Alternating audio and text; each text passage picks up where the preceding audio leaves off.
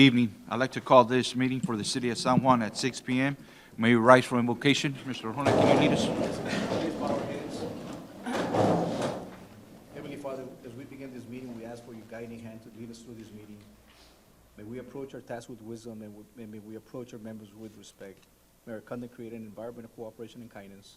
Thank you for helping us to accomplish our work this day, and we ask these things in your powerful name. Amen. Face the flag for the pledge of allegiance. Allegiance to the flag of the United States of America, and to the republic which stands one nation under God, indivisible, with liberty and justice. Thank you. May we see.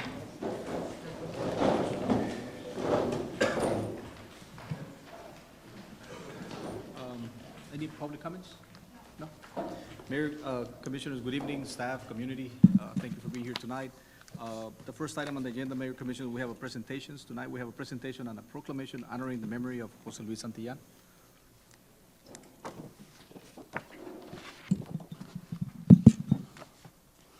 Welcome, everybody.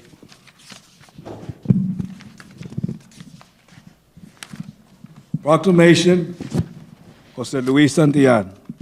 Whereas, family and friends will forever treasure their memories of Jose Luis Santillan of San Juan, who passed away on February 19th, 2022 at the age of 72.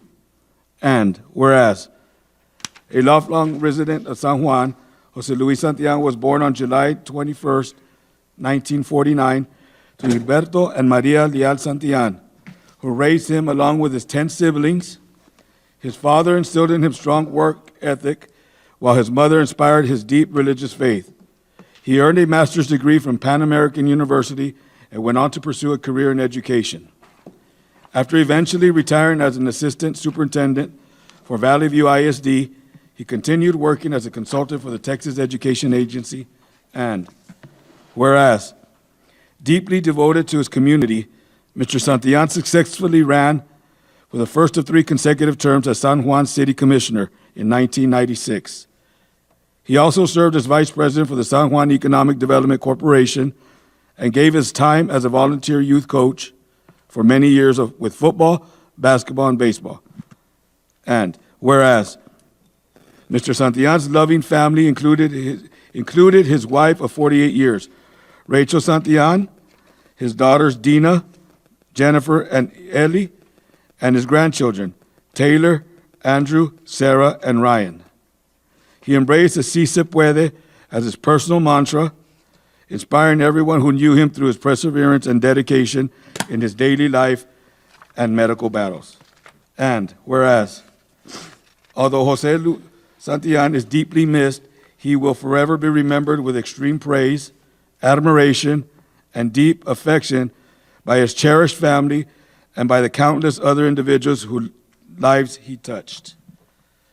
Now, therefore, be it resolved that our mayor, Mario Garza, by the power vested in him as the mayor of the city of San Juan, along with Mayor Pro Tem Marco Villegas, Commissioner Adina Dina Santillan, Commissioner Ernesto Neto Guajardo, and Commissioner Leonardo Lenny Sanchez, do hereby issue the 23rd day of January 2024 this proclamation to pay tribute to the memory of Jose Luis Santillan and to his wife, Rachel Santillan, to his daughters, Dina Santillan, Jennifer Vasquez, and Ellie Santillan, to his grandchildren, Taylor Santillan, Daisy Gonzalez, Andrew Vasquez, Sarah Vasquez, and Ryan Drew Góngora, to his siblings, Esperanza Stockwell, Irma Fernando, Francisco, Gracie, and Marisela Santillan, Gilberto Santillan Jr., Maria Elena McDonald, Rosario Mancha, and Criselda Ortega, to his half-sisters, San Juana Fonseca and Endelina Fonseca, and to his many other relatives and friends. In witness whereof I have to hand the seal of the city of San Juan to be affixed on this 23rd day of January 2024. Santiago.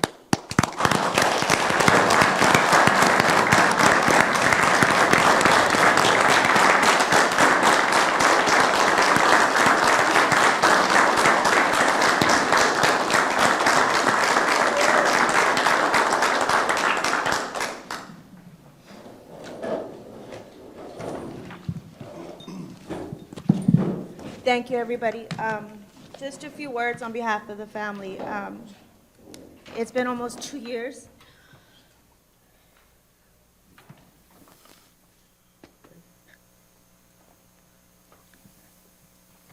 It'll be 2 years next month that we lost her dad.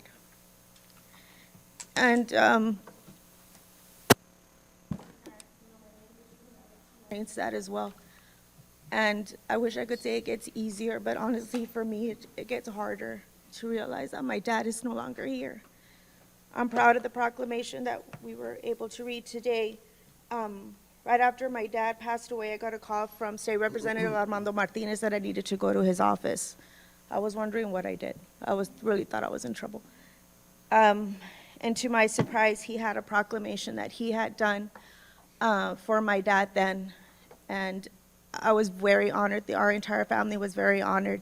Mando and my dad did work together when my dad was still in office here in San Juan, and then continued to work on the EDC.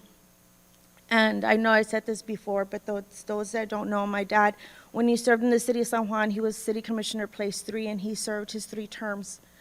And that's the exact same position that I was elected to, my first term, commissioner place 3. So in the city of San Juan, when I first wanted to run, I told my dad, you know, I've been asked to run, what do you think? And his first words, ¿Qué te vas a meter? ¿En qué te metites? But here I am, and proud to say my dad and I, we made history in the city of San Juan. He served as vice president. I currently also serve as vice president on the EDC, and I'm really proud of that. My dad was a tremendous father, husband, brother, uncle, so many things, and a tremendous friend. And here with us tonight also is one of the commissioners that served with my dad, former City of San Juan Commissioner, Mr. Luis Ramos. Thank you so much for being here this evening. During my dad's last days, Mr. Ramos was one of the men that came by and prayed over my dad during his last few days, and we're very grateful for your friendship and also for your faith and the prayers that you gave over my dad. Continue to pray for all of us. It's like I said, I wish it gets easier, but it continues. It hurts. It hurts a lot, especially when we were all so very close. But again, I thank everybody for coming tonight. Thank you for the proclamation from the city of San Juan, and we're very honored. We're very honored, and this is something that Mr. Arjona and I had talked about, and he was like, when are you going to do it? When are you going to do it? And I'm like, well, let's just wait for the new city hall, let all that come through. So here we are today. So thank you, everybody, for your support. Thank you for those that knew my dad, and if you didn't, you get me, so lucky you. But tonight we have a lot of my aunts, my uncles, my grandfather, who actually just turned 90 earlier, well, not earlier this year, but in July. So he's here with us today. My mom, my sister, my other sister, she doesn't live here, my boys, my husband. But thank you, everybody. Thank you, everybody, for the acknowledgement, for the respect, and most of all, for your support. And again, thank you to the city of San Juan.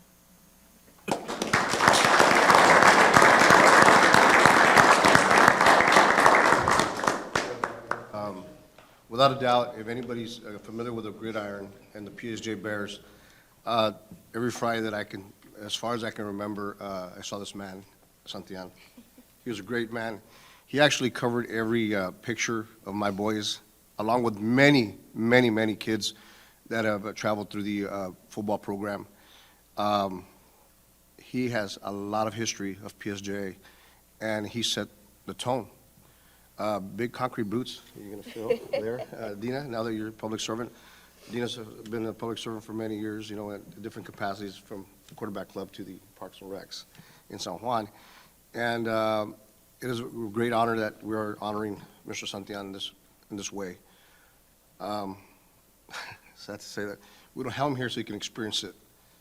And we have to acknowledge people, even that are here today, they're on our earth right now, that can help us and celebrate this great proclamation for him. He's very well loved in the PSJ community. I know I hold him very deeply inside. I remember having many conversations with him, about my kids and his kids and grandkids, and of course, going to his daughter and his wife. But he's a great man, and I'm honored to be here today to even listen to this proclamation. Thank you very much for attending.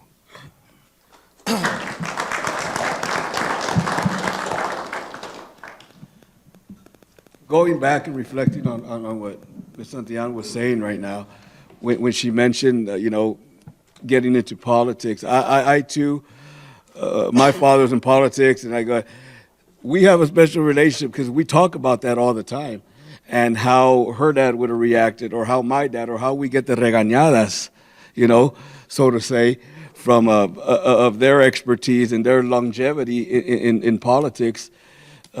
And it's just amazing, the relationship that they've had together. I remember my first term coming in, Mr. Santillan was one of the first ones to be there to support. It's just amazing. And like I said, Dina, we loved your dad, and he was a great attribute to our city. Thank you.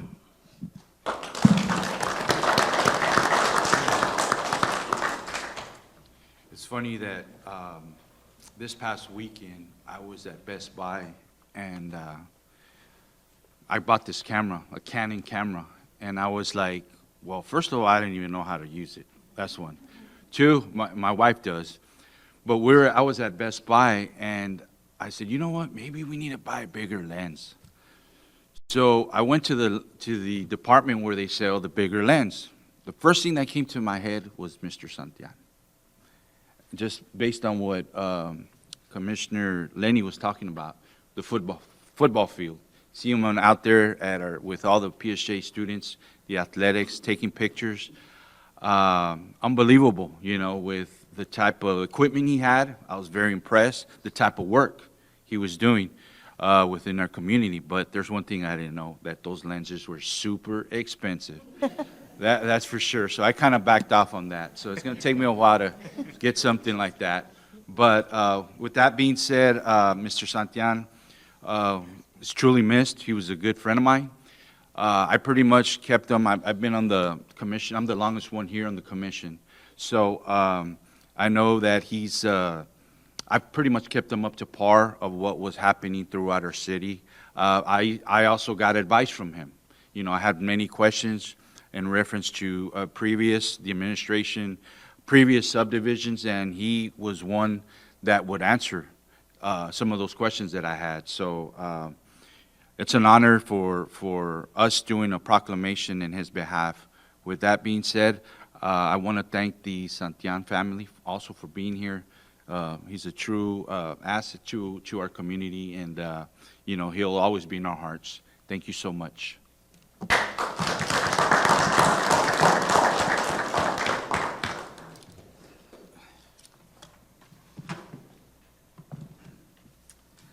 For some of you guys don't know that Jose Luis Santillan is part of my family. He's part of the Guajardo family. He comes from way back then. When we grew up, yes, he was coaching. He dedicated himself to help a lot of kids, especially when he was working for Valley View ISD.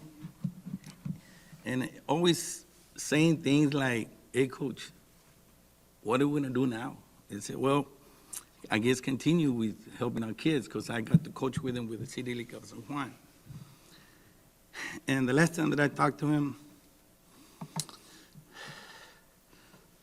was that since Dina was already on the board, he was telling me, cuídame mi hija, help her out, work together with the other city commission and this and that, and he was always asking for my brother, Fernando Guajardo, also was one of the city commissioners. All you guys, we will see each other, we will help each other, we'll help a lot of the community. And I said, yeah, we're here, don't worry about it, we'll help each other, we'll take care of each other like we always do. And it's so sad that that was the last time that I was able to talk to him. And I was telling my wife that he was a good man. There was nothing people can say about him, nothing negative about him. He's always. Referring back to Commissioner Lenny says about he's taking pictures of hoopers. He made some pictures of my son when he was playing ball on the field and off the field. He also did that, and he did it for a lot a lot of athletes. And there's nothing that I can say that's negative with that person. That person just always helping each other, you know, helping people that, you know. But one thing is, I told him that, yes, I'll try to help his daughter and his family. We always keep on seeing each other. And the last word he told me was, nomás para que sepas, coach, sí se puede. You know, and then I remind what Dina was saying right now that about a modern that sí se puede. And it does, sí se puede. With everybody's helping each other, family, friends, and everything can be done. So all I can say is, you know, is going to be really, missed. And the good thing that he did left a lot of things here in the city of San Juan. Thank you.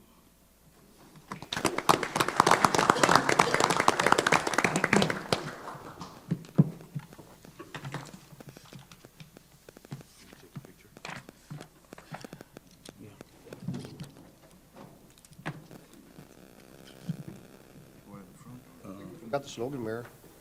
Mayor Santiano was a true testament of a once a bear, always a bear. Let's not forget that, that's for sure.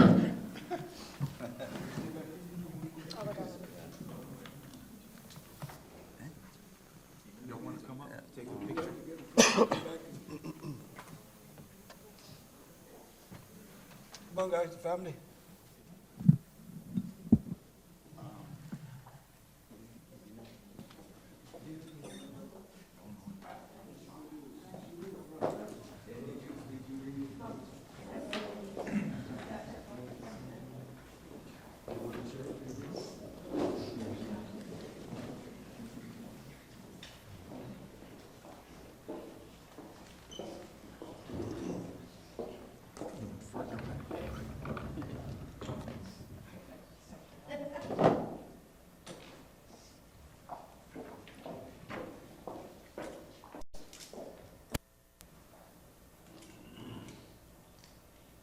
One, two, three.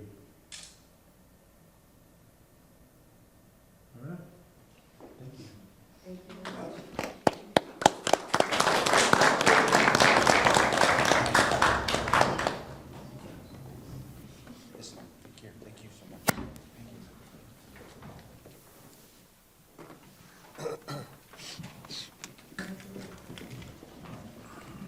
Moving on, Mayor Commissioners, the next item on the agenda, we have under presentation, we have a presentation of departmental reports.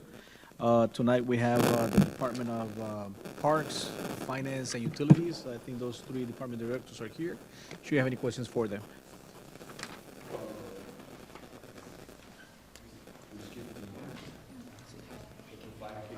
I'm sorry, yes. Yes, so, I'm sorry, Mayor Commissioners, item B, presentation of the upcoming 2024 Friendly City 5K. Go ahead.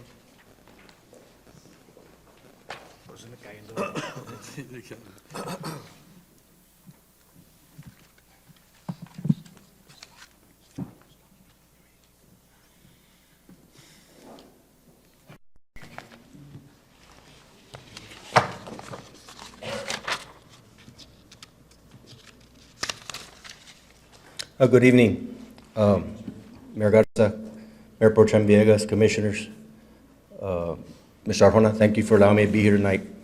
On behalf of the City of San Juan Parks and Recreation, I'm happy to announce the scheduling of our annual Friendly City 5K. In your packet, I'm sure you have a copy of the official flyer that's already been posted online. And, you know, it's amazing that, you know, I just discovered today that we've been having this event it started back in 2018. You know, we did miss a couple of years due to the pandemic, but, you know, I didn't realize it's already been that many years since we established it. So it has been a very successful event. And once again, we are looking forward this year for a good attendance. And again, we're looking forward. Now, the event is scheduled for Saturday, February the 17th. And you all may know, we've up until now, or every year, the location we've had the starting and the finish line has been at the sports complex, which is the Mayfield and Alcalde Park. Now, with that said, I did speak to Mr. Arjona, and you know, we may consider moving the location to the new city hall, only because, again, we'd like to showcase a new city hall. So, but yes, again, we're looking at February 17th, and it's a combination of a youth fun run, a 5K, and a leisure bike ride with our San Juan Police Department bike patrol. The scheduled times for these events is we're looking at 8 a.m. Shotgun start for the fun run. The 5K will resume right after that, with approximately 8:30 a.m. And then we end off with the bike ride, which we're looking at approximately 9:30 a.m. The cost of the event, and again, it should be on your flyer, but the cost of the event is a $10 fee for the fun run, which does include a medal for the children that are running. The 5K, there's a $25 fee, which includes a medal and a T-shirt, and also it's an official time, chip time, to document the personal times that the age groups finish, and also to decide on the places. Okay, and then we end off with the 5-mile bike ride, and that cost is a $15 fee. And again, that will include a T-shirt and a medal as well. In the 5K, we're looking at a total of 8 different divisions, which is the 14 and under, the 15 through 19 years of age, the 20 through 29, 30 through 39, 40 through 49, 50 to 59, 60 to 69, and 70 and older. Okay, so yeah, that's basically the breakdown that we're going through. Now, we have been offering, and we have some feedback in regards to sponsors and different businesses that have approached us, nonprofits that like to be a part of it. Again, throughout the years, it's built up to having good commitments from different businesses and nonprofits out there. So we do have some commitments. I will provide I can provide you the sponsorship package as soon as tomorrow, so you guys can review that. And if you have any questions, of course, I can inform you here today. You know, our registration is currently going on, and our city website has announced this, and we are currently taking registrations online, in person at our office, and actually in the Endurance Splits website. And I failed to mention, but we are partnering once again with Endurance Splits, who's in charge of the actual chip timing and the computer breakdown on the official time, so people can have. Now, one minor change that we are going to be doing this year, and again with the approval of the commission, is going to be the T-shirt. Endurance Splits has started offering T-shirts out there, the more of a custom type look. It has helped with registration, because, you know, a lot of these participants are looking not only for the actual medal and what that looks like, but also something memorable to take home, and such as the T-shirt. So this is a simple mock-up that we are considering, that they came up with, that we are considering to provide, of course, with the package. Okay, and this is the front logo and the back logo. Now, the logos, the back logos will consist of any of our sponsors, any type of you know, nonprofits, anybody that we'd like to announce and make a part of this T-shirt as well. Okay, so you know, without further ado, that's all I have today. If you have any questions, feel free to ask me. I have a question. Yes, ma'am. You said that the machine is chip monitored. I just want to know if it also monitors if any members of the commission cheat and go an alternate route when they're. Yes. I did it last year. I just wanted to know if it monitors. I'll be the first one, yeah, I could. You cheated. I did 2.5 out of 5K. I think we can speak to For the record, 2.5K. 2.5K. That's fine. He did go further than I did. I mean, I'll give him that. Well, but- that's okay. What we can do is ask Mr. Carr here to maybe have a drone to follow anybody. If he returns the medal. No wonder someone gave it half. They gave me half Half of the the medal. medal. Yeah. Any more confessions? No, I that's think we're it. good for tonight. But again, we do have some commitments already. One of the sponsorship levels it has been taken already, which is a $500 sponsorship that will be on the actual lanyard, the metal lanyard, okay, by an individual.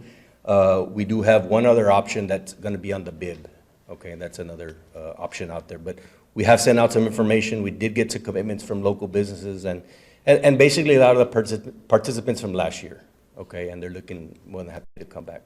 We're proud to say also that UTRGV reached out, and they're going to send over I guess part of their nursing program. They're going to send over some individuals that are in the nursing program that's going to give, I guess, what type of readings or information in regards to health and stuff like that and what their program is going to offer. So they'll be out there. Is there any questions? So, you can either run or walk the 5K or bike ride, right? Because the times are pretty much, they're going to Yes. overlap, right? Yeah, we spread them out enough to where if you do the 5K, we did have multiple people participate in two of the events, which is the 5K and the bike ride. So the timing should be good. So yeah, it does. Now, the only thing is if they want to participate in all three, there's going to be some type of fee involved, and the registration is going to be the issue there. Okay, but yeah, I mean, it was a little stressful, especially on that bike ride, because 5 miles, you don't realize 5 miles until you actually do it. But at the end of the day, everybody had fun. It was something different. Our bike patrol did tremendous, guiding them and leading them and all that stuff, and helping the stragglers a little bit. But it was a good event. Any other questions? I'm ready. Come on. No question. We're good. One cheats and one wants to be, got some police officers, sure. Thank you, Ruben. We're ready. And so it's just, the difference is moved to City Hall. Yeah, we've been announcing the start and the finish at the Mayfield. Let me Sports just, let me complex. just make a comment in regards to that. I just think I mean, it's really up to, I guess, the commission whether they want to go to City Hall, but and which is great. I totally understand, you know, where, yeah, but the parking, it's a lot easier at Mayfield, because you have right next to Mayfield where the little Desert Storm Field is, all that Right. parking, and then we would have participants. Across the street, Remember? yeah, that open lot. That whole place would Yeah. get full, so it would be a lot easier access for these participants just to Right. come across the street. And versus either at or, that City is, Hall, I think that it'd be was a one of little our bit- concerns, is the parking. Yeah. You know, I'm sure we can handle it somehow if we need to. The route does not change one bit. It's still the same format. It's just really the start and the finish. It doesn't change the route in any way. The fun run, of course, was around the Carmel Elementary area. We figured out a map on where we can do it from the City Hall, which will lead to 6th Street, all the way to 8th Street and back, and end at City Hall. It's about a mile from there. Pretty safe route as well. But we're open to any suggestions you guys may have. Yeah, I'm just saying, I mean, it's just, I think that would be my only concern. But if you all decide to go to the City Hall, I mean, I'm fine with it too. But whatever you all think. Anything else? We're good. Thank you, Mr. Guajardo. Thank you, guys. Good night. Next item is presentation of departmental reports. Tonight we have the Department of Parks and Recreation, Finance, and Department of Utilities. They're all here. Should you have any questions for them? Any questions for the directors? Mayor, I just have a suggestion. Maybe for the next meeting, if we can have a presentation just on the progress of the fire department building and also a progress status report on the Parks and Rec. So it'll be all three, the Okay. Parks, Fire, and also City Hall. Perfect. Yep. Okay, thank you. I just have, I guess, a comment for Mr. Guajardo in Yes, sir. reference to Parks and Rec. I did notice, I was out, I think like 2 weeks ago, there was a tournament here at the Municipal Park, and I noticed that they did some work around the home plate on both fields, am I correct? Yeah, I guess because, you know, wear and tear, you know, and spikes. So I think here in the future, we may want to consider having anyone who plays on the turf fields use molded cleats or turf, you know, just to kind of, have the life of the turf, last a little longer. It did last for a long time. I'm saying, what, 3 years maybe? A little bit more than For 3 a years? fourth year, that's what Yeah, I did fourth mention. year. What's the longevity on those, more or less? Well, it's got a year warranty, but the wear and tear areas are usually pitcher's mound area, the bases. About 5 home years, plate. maybe? It's normally about 3 to 5 years. Some of the high schools go Those quicker. specific areas able to be fixed if we needed to or something? Yes, yeah. As single parts? Areas can be cut out and then Okay, just cut. installed. It's a normal maintenance. Yeah. It depends on the usage and how frequently you do it. We just got done with ours, and, we'll see when we got to, but I agree. No, with you. they did a good job, because I noticed that, I guess more real nice and new, you can tell, it's brand Yeah. new. But, Yeah. just for the turf to last a little longer, maybe we need to implement, And using there's some molded. changes, some upgrades we're going to be doing, not only to the right-hand side of the box, but also to the left.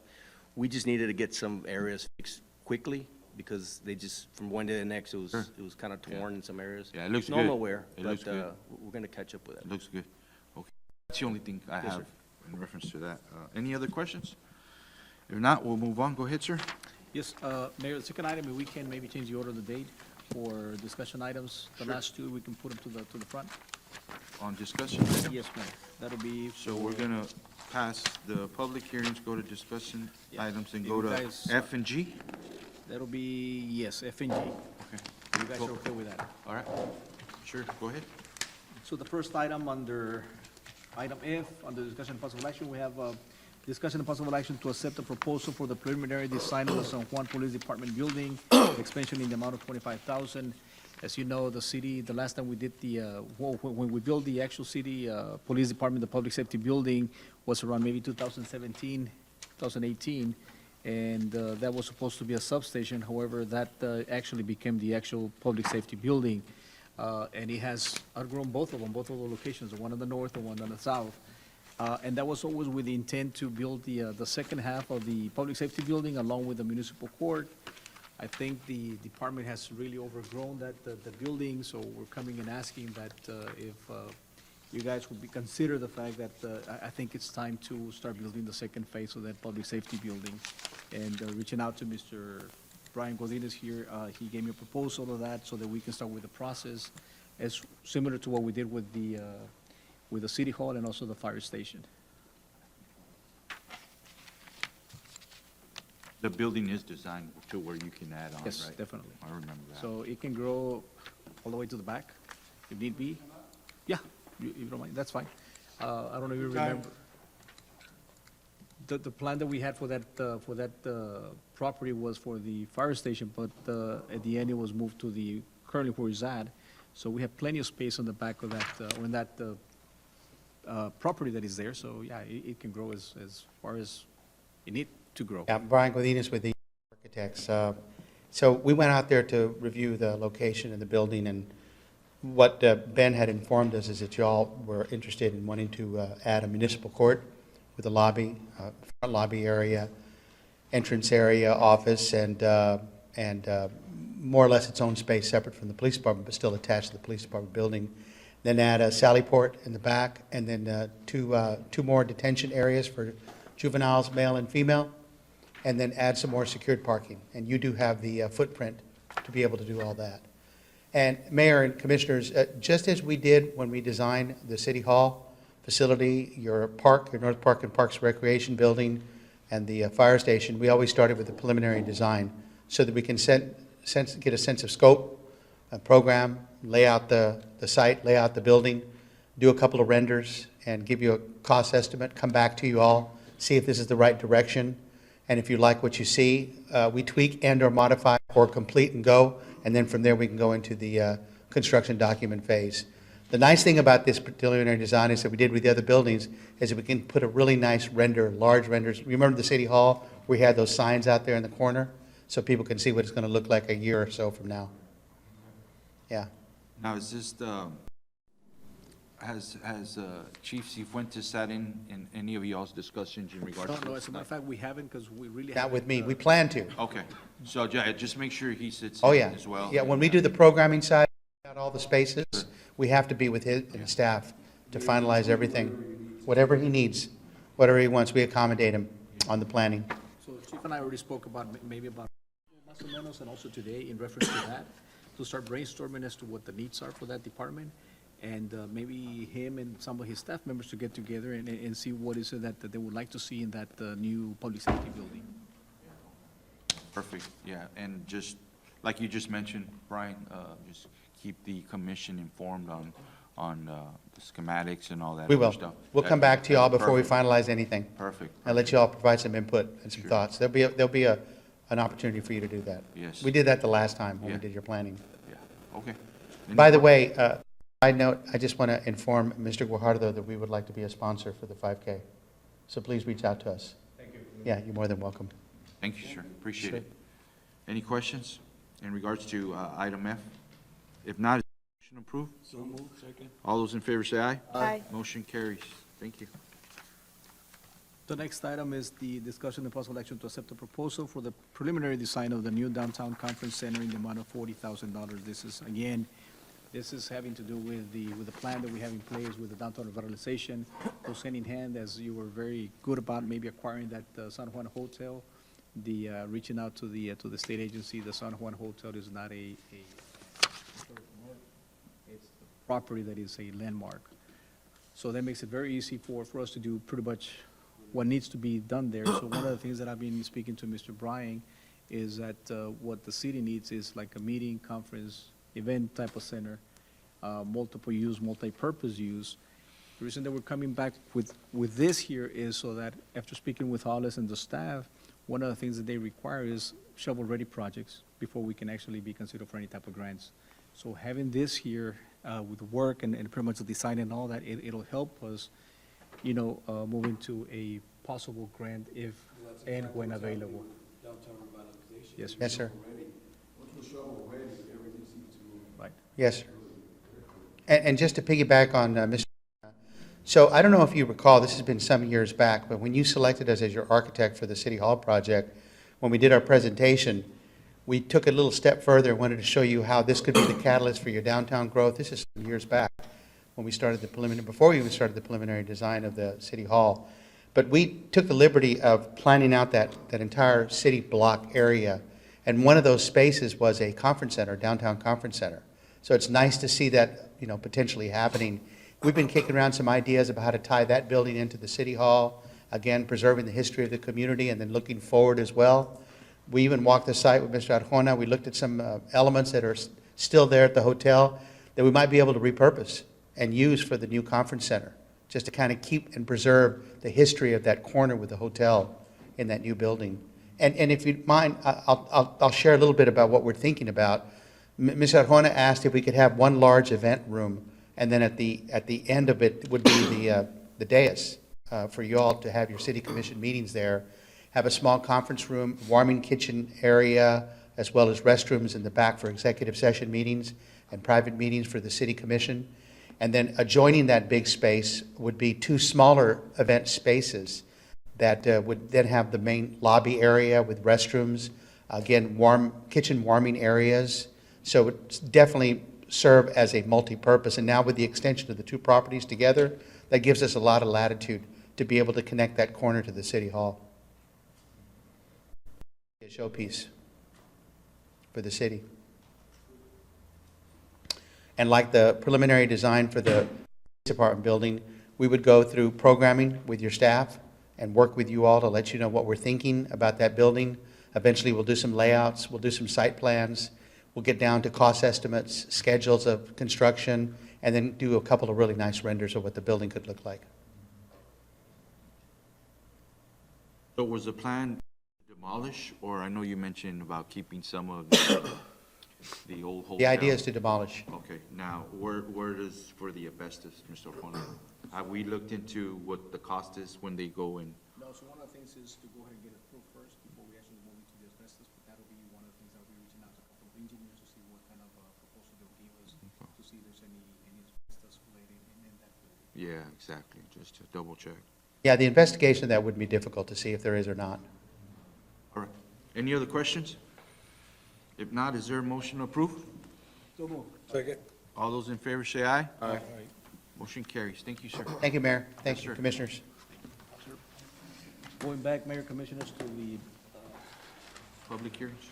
public hearing, so we have public hearing ordinances. The first public hearing, we have hold the public hearing, consider an ordinance for rezoning request from a single-family resident district to heavy commercial district of a 1.12 acre tract of land, lot 13, block 43, Alamo Land and Sugar Company subdivision located at the northwest corner of Sioux Road and Cesar Chavez Road, as requested by Raul Calera. Mr. Grina? Thank you, Mayor, Mayor Pro Tem, Commissioners.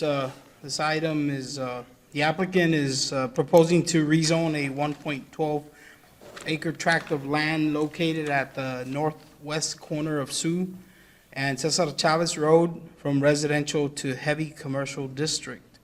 The comprehensive plan establishes this property as a retail commercial office area or location, which includes all types of businesses from small shops to restaurants to large stores and car dealerships. More like light commercial, C1, C2, not heavy commercial. The surrounding properties currently are a mixture of single-family uses and some commercial along Cesar Chavez. A subdivision plat will be required if rezoning is approved. We did mail out 4 notices to properties within a 200-foot radius of the site, and we did publish it in the paper. It was presented to the Planning Commission back on January, well, actually on the November 16th of this past year, so it's barely coming before the City Commission. Staff is recommending denial of the rezoning request, and the Planning Commission also recommended denial of the rezoning request. This is a public hearing, Mayor. This matter is not before you. This time I'm gonna open at 6:42 PM. Is there anyone here for or against? For or against? Any questions, members of the commission, for Mr. Tejerina? What were ma'am. the reasons for the denials? Based on the comp plan, the fact that it's more for like retail uses, it's not heavy commercial. I've heard recently, well, currently on the property, there's some heavy trucks that are parked on site, and then also, of course, Cesar Chavez will be widened soon. Then I've heard a concept wherein there's some 18-wheelers that are taking fuel from United States to Mexico, and they're trying to set up shop around in our area. And, but I'm not sure if that's the case in this location, but I know it's, I've heard that and seen it. So, but more importantly, it's based on the fact that the comprehensive plan currently shows it for retail, lighter commercial use, not heavy commercial use. So, I don't know if you, but the Sioux Road, when they constructed that road, the asphalt was, what, about 1.5 inches, maybe? Yes, sir. Right. Yeah, there's no way. Not for heavy Yeah, equipment, heavy vehicles. Right? Yes, sir. That's correct. And then so Cesar Chavez Road is not equipped for it either, for heavy traffic. Am I correct? Heavy, Yes, Commercial. currently, yes, Mayor. Cesar Chavez. all right. Okay. Any other? If not, I'm going to close this at 6:43 PM. Is there a motion to approve denial? I'll move, Mayor. There's been second. All those in favor say aye. Aye. Motion passes. Thank you, The Mayor. next item is hold a public hearing, consider an ordinance for a conditional use permit to operate a drive-through business and the sale of alcoholic beverages for the off-premise consumption of Ice Baby drive-through located 912 East, Business 83, legal described as Lot 1, Mira subdivision. This time, Mayor, will take no action.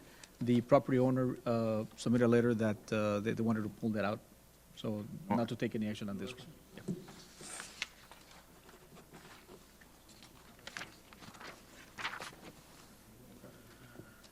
Item C, hold a public hearing, consider an ordinance for a conditional use permit for the sale of alcoholic beverages for an on-premise consumption at Los Tres Pachines Restaurant located 111 West Nolana Avenue, Suites 1 and 2, legally described as Lot 2, Circle K 9123 subdivision, as requested by Los Tres Pachines LLC.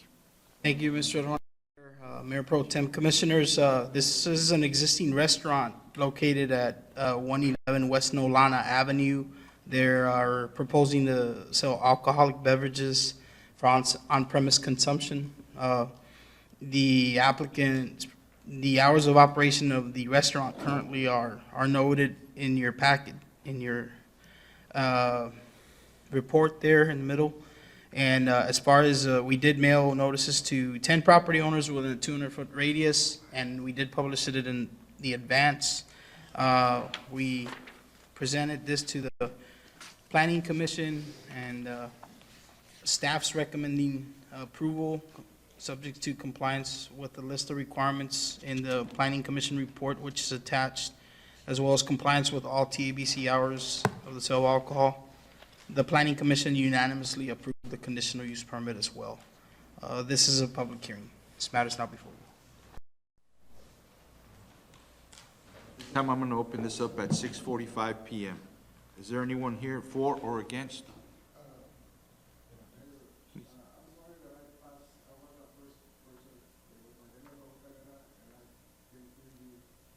On what item, sir? Okay, let me just finish, I'll go back to it, just, okay, 'cause under C, right now, under public hearing, is there anyone here for or against? For or against, any questions? Members of the commission? I have a question real quick, Mayor. Go ahead, go On ahead. that one. I saw that on Sundays from Sunday, 7 a.m. to midnight. Is that correct? At Yes, 7 sir. a.m.? As far as the hours currently for the restaurant, yes, sir. As far as the Restaurants, yes? TABC hours, that would be, they would have to, like, at 11 a.m., be able to comply with that. But I think the question No, is but Sunday. 7 a.m. So- On Sunday at 7 a.m., you can purchase alcohol? No. These are just the current hours of operation of the restaurant. Applicant is And, posing to sell alcohol, 7 a.m. to midnight. correct. And They're then on Sundays, proposing, 7 a.m. but they cannot, consume alcohol at 11 a.m., I mean, at 7 7 a.m., 7 right? a.m. Mr. Santiago, can you please, Mr. Santiago is the representative of the applicant for TABC. And as far as, the hours for the sale of alcohol cannot be at 7 a.m., correct? That is correct. He'll be authorized to sell beer and wine on Sundays from 12 noon till 12 midnight. However, if he serves an alcoholic beverage with a meal, he can start serving at 10 a.m. on Sundays only. And of course, he'll go till 12 midnight. And during the week, During the week, his legal hours are from 7 a.m. but to sell alcohol. His legal hours for sale are from 7 a.m. till 12 midnight. I stand corrected, Commissioner. And on Saturdays, he can sell from 7 a.m. till 1 a.m. Sunday morning. This isn't the other restaurant, was it? There was something prior there, or no? Sorry? Was this, you talking about on Olana? Yes, No, Los Pachines. So there was another restaurant prior, right? Yes, there was a seafood restaurant. yes, this is Los Tres Pachines Restaurant on Prior- West, Yeah, it was yes, Jerry Same, Chapa. and the same. yes, sir, they had the same, Same permissions as well as, right, to operate. that's correct, yes, sir. And I apologize for that, Commissioner Sanchez, on the hours, yes.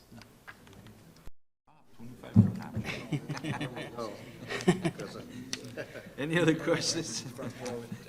So this is a public hearing, Mayor. Yeah, I'm going to close this at 6:48 PM. Is there a motion to approve? I second, Mayor, with conditions that we follow the guidelines of the Texas Alcohol Beverage Commission, sorry. It's been second. All those in favor say aye. Aye. Motion carries. Okay, going back to public hearing A. Go ahead, sir. Yeah, you can come to the podium. State your name for the record. It's Raul Calera, and thank you for giving me the opportunity to speak. When I went to ask for a permit to change it, it's only for a parking for 18-wheelers, okay? And they recommend me to get the heavy commercial district. So the first time that I come to speak with the other person that were here, was I say, well, if it's the worst is like dangerous for me because it's not, we don't deal with heavy equipment, it's just a parking for 18-wheelers. That's all we do there. So I spoke to the lady, said, you don't want to do nothing because they deny, and I said, no, pues, let me see, because over there, next to my house is a drive-through. And every morning, you can see 18-wheelers closing the street and put it back. If somebody wants to go over there, I invite them every single day. It's 18-wheelers parking and closing the street. Now, from there is another place that there is a lot of 18-wheelers next to the drive-through. There's a parking of 18-wheelers, and there is more machinery there that I don't know because that's not my business. And from there, the next one going north is the Dollar General. Okay, I think I just want to have the same opportunity that the other persons have. And that's why I say, like, why these persons, they have the opportunity and I don't. Because if there is nothing here, right now I'm going to pay, this is the first time that I come to these places. I'm not familiar with these. They call me from the jail. I don't know where's the place over there. I went to talk to a judge, and they want to find me because, and I said, well, yeah, but I have a right to talk. I mean, I'm paying taxes too. Why these people, they can do it, and I don't? I mean, Cesar Chavez, there's 18-wheelers, and that's who wrote the same thing. I'm just saying why I cannot, and they can. Okay. Otherwise, I'm just here to somebody listen to me and give me the opportunity that the other people has. It's only a parking. We don't do nothing else there. All right, thank you, sir. No, thank you Mr. for hearing Tiedina, us. going in reference to this item, I know we voted on it. Is there other businesses operating along that area? Trucking business? Not that I'm aware of. I know on Sioux Road and Veterans next to the park, our new park, there used to be some sort of an activity such as this parking of trailers, which we were able to shut down through code enforcement. And we do have a case, I believe, open on this property as well. And that's why Mr. Calera mentioned about the judge or whatnot. Oh, okay. So he's proposing to rezone the property to commercial. And in essence, as I stated, in the future land use plan, it states it's for retail stores and shops is what the future land use map currently shows for. And his request is for heavy commercial. I got you. So there's no other trucking business or parking along Cesar Chavez? That I'm aware of. Maybe Cesar Chavez, Eldora, anything like that? You're not aware of the ones right now? I've passed by there, and we have our truck route ordinance, and we do have provision where through code enforcement, we send them a letter, notification, and go through our process, which states that the properties are zoned residential, and some of them were outside of the city in the past. Grandfathered in? If there was a case? As far as the grandfather clause, I would say, based on the fact that there's like oil, and there's been several issues that we have documented, pictures, information. Okay. I guess whenever you do get a chance, Can you check, because on the corner of Eldora Yes, and sir. Cesar Chavez, not in the corner, the next door, I think they also have 18-wheelers. Yes, sir, most definitely, Commissioner. look into that, sir? Yes, sir, absolutely, Mayor. Yeah, and you get a chance, go ahead and talk to the gentleman over here. Yes, sir. Once I you're will. done. Yes, sir. With the Yes. agenda. Mr. Yes, sir. Theodore, that just concerns me because we shouldn't have 18-wheelers going through there unless it's a quick drop-off. If we're having that much traffic, the way he's explained, I think we need to go monitor that. If we need to go with PD as well, with code, because if that's happening, it's messing up our roads, and then we end up with additional issues that we shouldn't have. So I think we need to make sure we go monitor that. If that's happening, we need to enforce what we need to enforce, and let's take care of that. Yes, ma'am. if they're not made for those heavy duties, the industrial, then we need to address that before we develop additional issues that we're gonna have to inherit and fix. Yes, ma'am. Thank you. Commissioner will do that. We'll take a look around, do some code enforcement. Thank you, sir. Thank you. The next item, item D, we have a hold a public hearing, consider an ordinance for a conditional use permit to operate Judy's Event Center at 2003 North Veterans Boulevard, suite number 1 and 2, legal described as Porciones Center, Lot 1, requested by Yuridia Sandoval. Tegrina? Thank you, Mr. Arjona. Mayor, Commissioners, is simply a conditional use permit wherein they're changing the business name and the renter of the premises. It's basically an event center that's gonna serve for quinceañeras, and there's no alcohol being proposed to be sold. The hours of operation are noted from Tuesday through Thursday, 10 a.m. to 9 p.m., Friday through Sunday, 10 a.m. to 1 a.m., and closed on Mondays. And there's a little note, it's noted that on August 2023, Ruby's Event Center was approved at this same location, is changing owners and business name. We did mail notices to property owners within a 200-foot radius to 29 property owners, and we did publish it in the advance, and we didn't have any comments in favor or against this. This was presented to the Planning Commission, and the Planning Commission unanimously recommended approval, as is staff recommending approval, subject to compliance to the conditions outlined in the report attached. This is a public hearing. This matter is now before you. I'm going to go ahead and open this up at 6 p.m. Is there anyone here for or against? For or against? Excuse me? Okay. State your name for the record, please. Okay. Yes, ma'am. I'm just here as, we're just gonna change the name like he said already, Okay. and nothing else, just. Nothing else? Yeah. Okay. No, that's fine. I guess I have a question for Mr. Tejina. In reference to not only this particular matter, but any other matter that comes to the city and want to do business?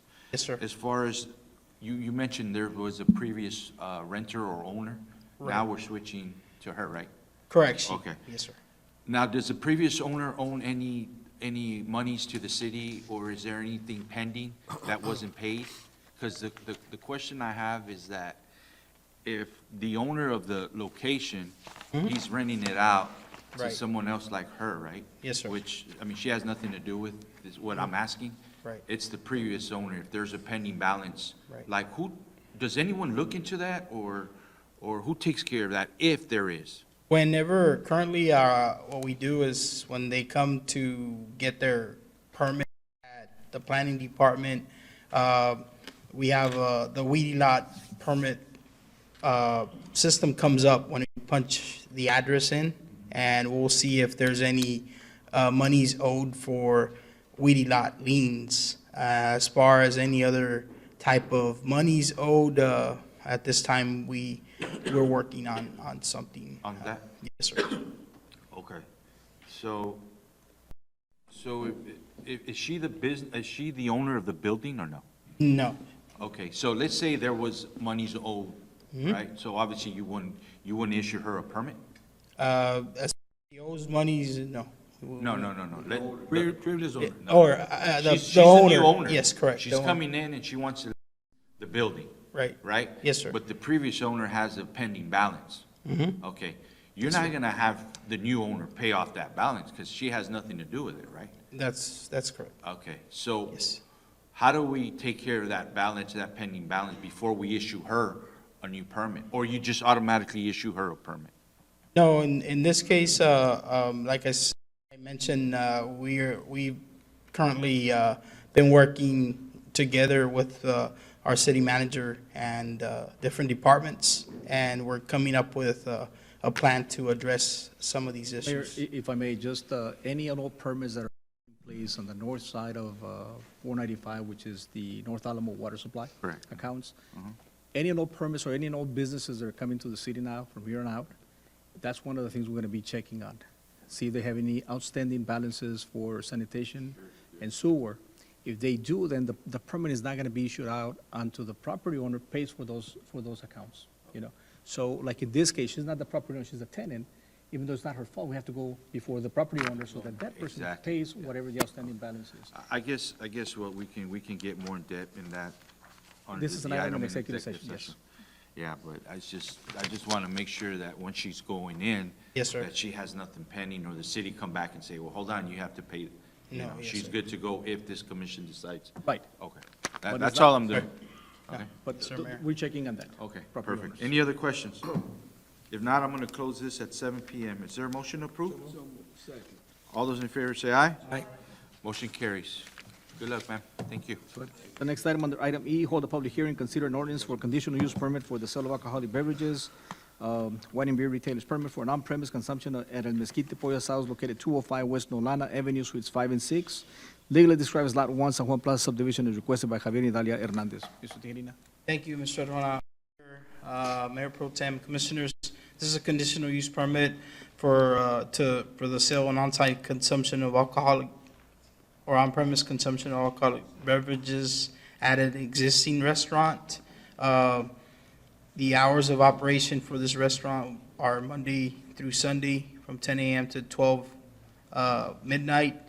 The applicant will need to comply with all Texas Alcoholic Beverage Commission requirements. Additional permits may be required with the city of San Juan for different alcohol permits through our city secretary's office.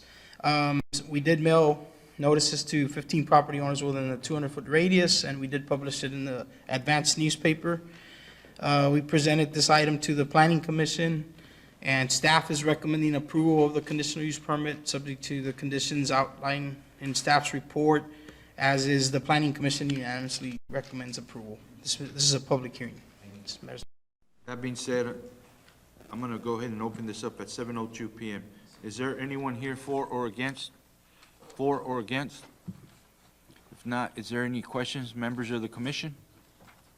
Just the same question that Commissioner Sanchez had asked earlier regarding the sale. It'll be from when they open till their closing hours, or it'll just be specific hours? The hours that we have, Commissioner, here from the app, from 10 a.m. to midnight, and TABC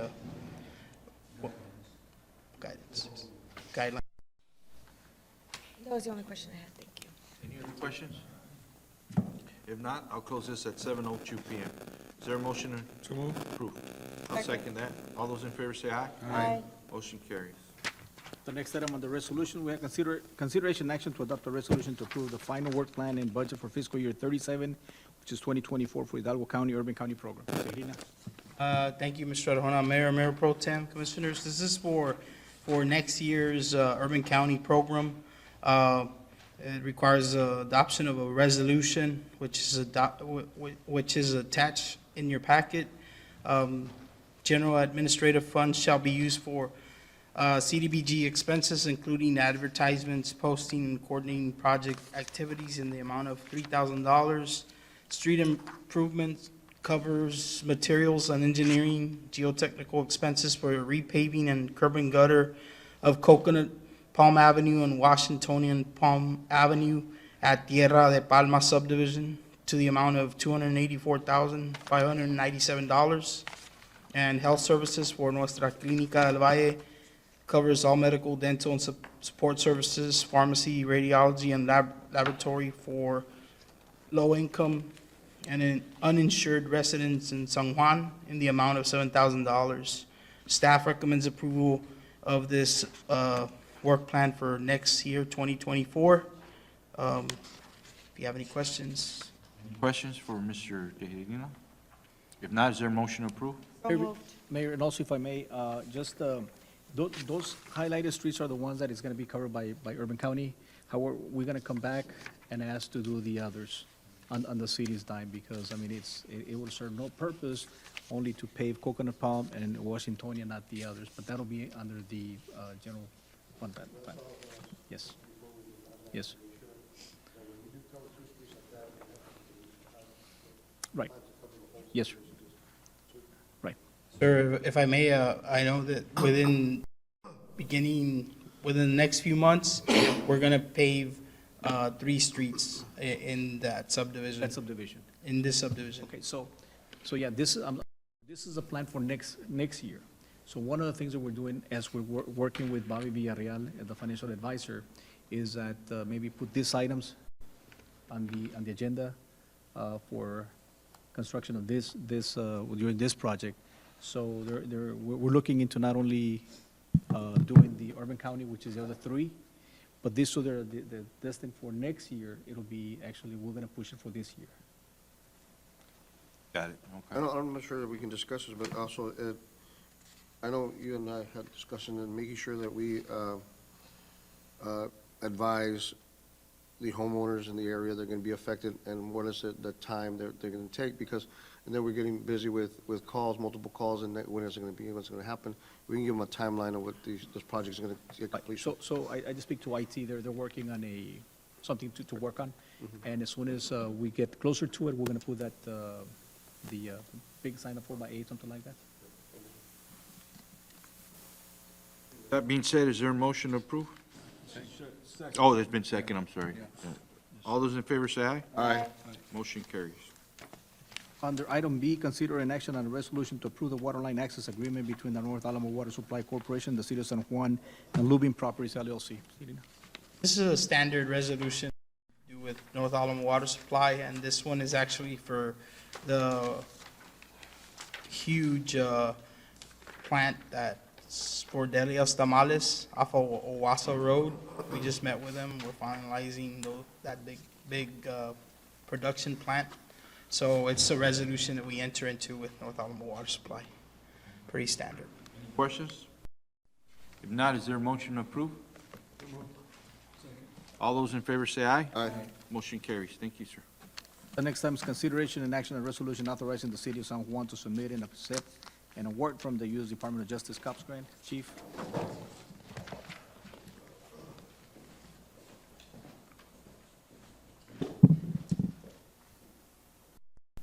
Good evening, Mayor Commissioners. We got a grant, the COPS grant from the Department of Justice. We got a total of $342,000 and $62, sorry, to hire 2 full-time peace officers for the next 3 years. And this resolution is to see if you guys would accept that. What was the total again, sir? $342,062, For the next 2 years? 3 years. 3 years? Wow. Correct, 2 officers. Okay. All right, any questions for Chief Cifuentes? If not, is there a motion to approve? All those in favor say aye. Aye. Motion carries. The Thank next you. item, I'm sorry, the next item under item D, consideration action on a resolution authorizing the City of San Juan to submit and accept the body worn camera grant award from the OOG, which is Office of the Governor. Chief? This is for a resolution to accept the award of a total of $10,095. The total project is $13,460, which is 25% match that we have to put to buy 16 body cameras. Okay. Any questions? If not, is there a motion to approve? All those in favor say aye. Aye. Motion carries. Thank you. Thank you. Under discussion and possible action, we have preliminary and final plat approval of the Heights of Raul Longoria being a 9.61 acre tract of land out of lots 1, 2, and 3. Los Acres subdivision located approximately a quarter of a mile north of Nolana Avenue along the east side of Raul Longoria Road is requested by Pablo Soto Jr. Mr. Tijerina? Mr. Arjona, Mayor Pro Tem, Commissioners, this is the developer is proposing a private subdivision with 43 residential lots and 2 commercial lots facing Raul Longoria. The subdivision will have an entrance and exit along Raul Longoria Road. The subdivision is currently located in a flood zone AH, so we'll be requiring a letter of map revision to be provided by the project engineer. And water services will be provided by North Alamo Water Supply. Sewer will be provided by the City of San Juan. Water lines shall be looped to an 8-inch water line as per San Juan Fire Department requirements. Additional hydrants shall be located every 500 feet for the residential portion. And all entrances and exits must be 26 feet wide. Staff recommends approval. We presented this item to the Planning Commission. They recommend approval as well. I don't know if you have any questions for me. There's some pictures and a layout of the subdivision in your packets. If you have any questions. Does your office get notified as soon as a engineer starts a subdivision, and then for some reason, odd reason, the engineer decides he's no longer in that job no more, and they go, the developer goes and hires another engineer to finish up the job? Do you get notice that the original engineer is? Yes, sir. We have a, How do you get notice on that? typically, it's either we either call them or we make contact with them via email. And, because the developer is the one that hires the engineer. Correct. So we contact the developer, and then if not, contact the engineering firm, kind of follow the process of all the information that's on the application that they submit for the subdivision process. So that's how we communicate, and sometimes we do find that to be the case. We also have an Excel spreadsheet that shows who the project engineer is, the name of the subdivision, and who our consulting engineer is reviewing the plat for us, for the city of San Juan. So we have that. We added and changed things as necessary. And if a new engineer comes aboard or they change things around, we leave the existing one and kind of say this one is closed, it's a new engineer, and begin the timeline from there. And they have to submit brand new sets of plans, drainage reports, and everything else. And the reason why I say that, because I called out this past weekend as a resident over here on San Benito Street, I believe. Yes, sir. That Hacienda San Fernando. Right, Yes, there you sir. go, Sam. Yes, Yeah, sir. And I went by there, and it was. Yes, sir. You know what I'm talking about. Yes, sir, In Mayor. reference to the We had road. an opportunity to speak to Mr. Prisciliano Gracia. He was the original developer of that subdivision, and I just emailed him and called him. He was out of town, and he came in, and they're gonna take care of that. And there's some street lights that Magic Valley, that they paid for those street lights about 3 years ago, and they haven't been put up, so we're gonna be calling Magic Valley to get those lights in there as well. Good, but the major concern is that street. The street, yes, sir. Yeah, it's, I mean, it's pretty bad. And I appreciate you following up on that. 'Cause- Thank you, Mayor. Yeah. Yes, we're working with Mr. Garza and Mr. Martinez. Good. We're working together on that. Yeah, that's when the lady right there, that big old house right along her, on Saturday, and I went out there, and I saw, and it doesn't look good. So that's why I asked that question. Yes, sir. In regards to, when it comes to engineers or any movement, Yes, someone sir. leaves the site, the developer hires someone else. We just got to make sure, and I'm pretty sure, I mean, you do it through emails and all sorts of communication as far as dealing with engineers and stuff like that, right? Yes, sir. Yeah, We because, have I it mean, that's the documented. last thing I want for anything like that to happen around the city. The good thing is we also have those engineers on rotation, so those are the ones that also keep an eye on. Oh, okay, good. Okay, all right. All right, that's all I have to say. Is there any questions for Mr. Tejerina? If not, is there a motion to approve? So moved. Is there a second? Been second. All those in favor say aye. Aye. Motion carries. Thank you. The next item, preliminary and final plat approval of the Monaco State subdivision being a 6.368 acre tract of land out of Lot 11, Block 6. John Cloud subdivision located approximately half a mile west of Raul Longoria Road along the north side of FM 495, as requested by Garza and Garza Consulting Engineers. Mr. Tijerina? Thank you, Mr. Arona, Mayor Pro Tem. Commissioners. This is another development that's coming into our city. It's a 14-lot development with one commercial lot along the front, along FM 495, and 13 multifamily lots on the north side of 495 and north of the commercial lot. Common area is also proposed in between the multifamily and the commercial area for detention. It's part of the drainage report. Flood zone is a flood zone B, which is areas of minimal flooding. Water services, water and sewer will be provided by the city of San Juan. There's a error in the report, but it's water and sewer will be provided by the city of San Juan. And the water lines need to be looped to an 8-inch water line as per City of San Juan Fire Department requirements. Additional hydrants shall be located every 500 feet for the residential portion, and all entrances have to be 26 feet wide. Staff presented this subdivision to the Planning Commission, and we are recommending approval, preliminary and final plat approval, as is the Planning Commission recommending approval. We do have the developer and the engineer present, if you have any questions for myself or for them, or for staff. Any questions for Mr. D? If not, is there a motion to approve? So moved. All those in favor say aye. Aye. Motion carries. Thank you. Thank you, Mayor and Commissioners. Thank you. The next item, on item C, discussion and possible action on the San Juan Municipal Court Amnesty Program beginning February the 5th, 2024. Enriquez?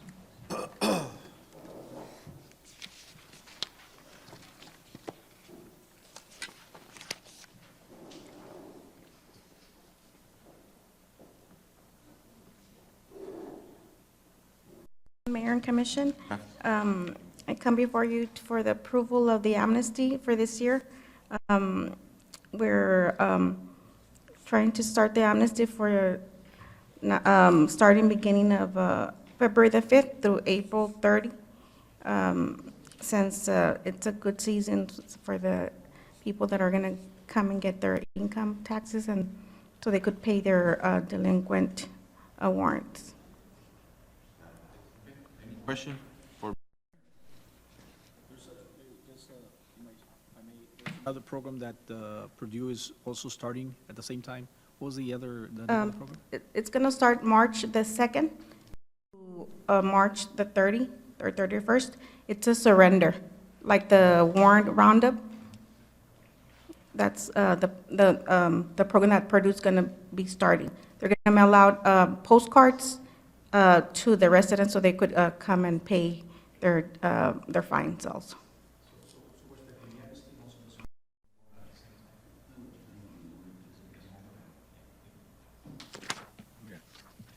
So we're set up where they can just pay over the phone or online and all that stuff?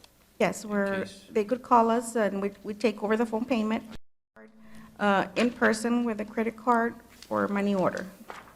Yes. Perfect. All right. Any questions? I have a question, Mayor. Go ahead. Do we have an amount of delinquency, the currency amount that we're in delinquent? Pardon?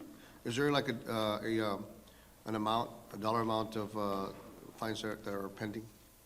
I don't have it with me, but I could get that for you, yes. Would you? The amount of warrants that are pending, yes. So is we do have marshal, right? We do Yes. have a court martial? Yes, we do have a marshal. Okay, just want to make sure. Any other questions? If not, is there a motion to approve? Second. All those in favor say aye. Aye. Motion carries. Thank you, ma'am. Item D, consider approval of budget amendment in the amount of $145,286.96 to increase the line items for revenue, other financing sources and expenditures, building repair and maintenance for general fund, sanitation fund, utility fund payment received from. Good evening, Mayor and Commission. This budget amendment is to recognize the revenue which we received a check from the TML risk pool for the storm damages back in April of 2023. And speaking to the auditor, they want us to recognize it as revenue and then the expenditure, not just throw it into the maintenance. So to keep record keeping. Put it on record, Yeah. making sure. All right, any questions? If not, is there a motion to approve? All those in favor say aye. Aye. Let me ask you this, have we already exhausted that money? No, sir, Oh. that's what we're doing Okay. here. Perfect, thank you. Item is under, item E is consider authorizing the city manager to declare vehicles as salvage and surplus property. This is under the Parks and Recreation Department. So there's currently about 4 vehicles that need to be declared as surplus and salvage. All right. Any questions? If not, is there a motion to approve? All those in favor say aye. Aye. Motion carries. Thank you. Item F, discussion possible action to accept the proposal for the, I'm sorry, that one is already done, F and G. Or We have, consent agenda. Consent agenda, tonight we have items A and B, C. Those three items, Mayor, for your consideration, if you'd like to modify or. Is there anything under consent agenda we need to amend or modify? Amend or modify? If not, is there a motion to approve? So moved. I'll second that. All those in favor say aye. Aye. Motion carries. Thank you. Under executive session, we have the San Juan City Commission will convene executive session according with the Texas Open Meetings Act, Vernon's Texas statutes and Code Annotated Government Code, Chapter 551071. Tonight, we have under consultation with attorney, discussion and possible action on legal issues relating to administrative policies and procedures for Department of Sanitation accounts and Department of Utilities accounts. That being said, is there a motion to enter executive session? Second. All those in favor say aye. Aye. We'll enter executive session at 7:20 p.m. We're back from executive session at 7:52 p.m. At this time, under executive session 1, we're taking no action. No action under executive session A1. No action. Is there a motion to adjourn? So moved. Second. All those in favor say aye. Aye. This meeting has been adjourned at 7:52 p.m. Thank you.